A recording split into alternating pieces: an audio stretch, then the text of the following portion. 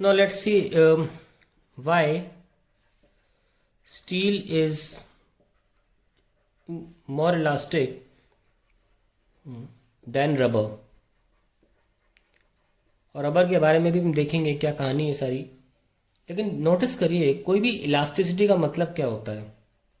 किसी प्रकार की भी इलास्टिसिटी जो होगी वो होता है स्ट्रेस अपॉन स्ट्रेन, यस और नो। तो अगर वो लॉन्गिट्यूडनल स्ट्रेस है अपॉन लॉन्गिट्यूडनल स्ट्रेन तो वो यंग मॉडुलस हो जाता है ऑफ इलास्टिसिटी। अगर वो shear स्ट्रेस है, shear stress upon shear strain है तो वो shear मॉडुलस ऑफ इलास्टिसिटी हो जाता है। और अगर वो वॉल्यूमेट्रिक स्ट्रेस है upon volumetric strain then it becomes epsilon कहते हैं bulk modulus, sorry bulk modulus of elasticity. तो तीनों इलास्टिसिटी में हमने क्या चीज़ देखी, दैट इलास्टिसिटी जो है वो इन्वर्सली प्रोपोर्शनल टू स्ट्रेन है ना। तो अगर हम बात करें एक रबर की, सपोज ये रबर है, आप इस पर सेम फोर्स लगाइए, यहाँ पे जो फोर्स लग रहा है, और ये स्टील है उस पर भी वही फोर्स लगाइए। जो आपने एक रबर पे फोर्स लगाया वही फोर्स आप स्टील पे भी लगाइए। तो बताओ स्ट्रेन किस में ज़्यादा डेवलप होगा?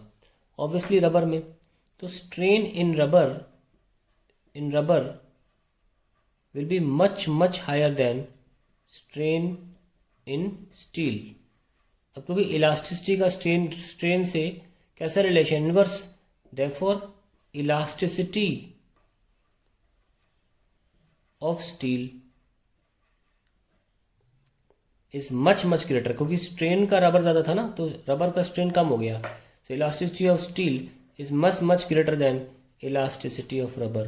तो ऐसे देखा जाता है, स्ट्रेन की इनवर्स प्रोपोर्शनैलिटी के अकॉर्डिंग पता चलता है कि किसकी इलास्टिसिटी ज़्यादा है। ध्यान रखिए हमेशा, this is because of the relation we have, this is any elasticity is proportional to stress and inversely proportional to strain. So जो मटेरियल आसानी से खिंच जाए और सेम फोर्स से उनकी इलास्टिसिटी कम होती है। और देख सकते हैं कि स्टील जो है उसमें इलास्टिसिटी मैक्सिमम है, या कहें कि इलास्टिसिटी रबर से बहुत ज़्यादा है। That is how we finally जज which material has higher elasticity.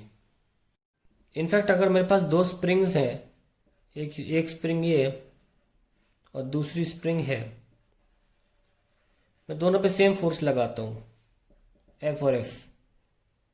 जो स्प्रिंग ज़्यादा आसानी से आगे चली जाएगी उसकी इलास्टिसिटी कम है, ध्यान रखना। और जो आसानी से नहीं जाएगी आगे उसकी इलास्टिसिटी ज़्यादा है। So the spring which stretches more or gets compressed more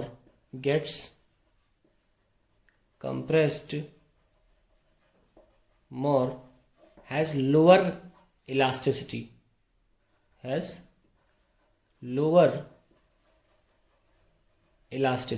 तो ये बात का बिल्कुल ध्यान रखें कैसे हम इलास्टिसिटी को डिफाइन करते हैं कि किसकी ज़्यादा है किसकी कम है।